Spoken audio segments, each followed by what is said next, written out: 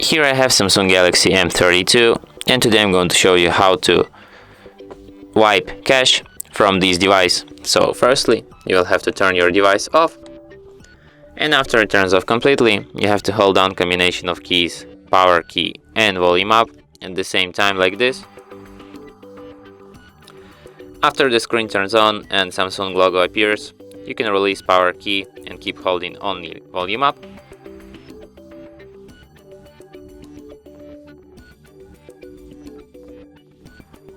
When you're in this kind of menu, here you have to use volume keys to navigate and power key to select, and you have to select the 6th option, wipe cache partition. Then confirm it by selecting yes. And after you see the message cache wipe complete, you can select the first option, reboot system now, and after that your device will be restarted as usual.